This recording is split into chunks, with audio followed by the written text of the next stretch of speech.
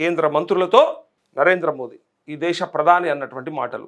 ఎందుకోసం వచ్చింది ఈ మాట చెప్పండి ఒక్కసారి? ఎందుకంటే కాక్రోచ్ జనతా పార్టీ కదిలిచ్చేసింది ఇట్లా దేశాన్ని ఒకసారి. అరే ఏంది అసలు ఈ కాక్రోచ్ జనతా పార్టీ? బొద్దింకల పార్టీకి భయపడా? బొద్దింకల జనతా పార్టీ ఏంటిది అంటే, నేను నిన్న కూడా చెప్పిన, ఈ దేశ అత్యున్నత న్యాయస్థానమైనటువంటి సుప్రీంకోర్టు చీఫ్ జస్టిస్ నోట్లోంచి వచ్చినటువంటి మాట ఈ దేశ యువతని బొద్దింకలతో పోల్చిండు.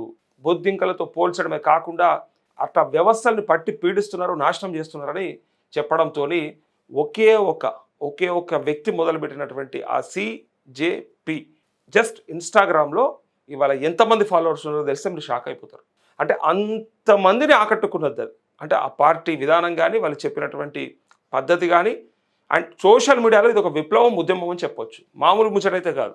ఎవ్వరు పెట్టినా అంత స్పీడ్గా రాదు. ఎందుకంటే ఎప్పటి నుంచో ఉన్నటువంటి బీజేపీ కాంగ్రెస్ హ్యాండిల్స్ కంటే కూడా, అంటే వాళ్ళ ఇన్స్టాగ్రామ్ ఫాలోవర్స్ కంటే కూడా, వాళ్ళ పార్టీ కార్యకర్తలు ఎంతమంది ఈ దేశమంతా మమ్మల్ని ఆదరిస్తారు అని చెప్పినటువంటి 140 కోట్ల మందిలా మరి ఎంతమంది ఉన్నారు అనేది మనం అందరం కూడా చూసినాం. కానీ వాళ్ళని బీట్ చేసేసింది ఒక 4 రోజుల్లో.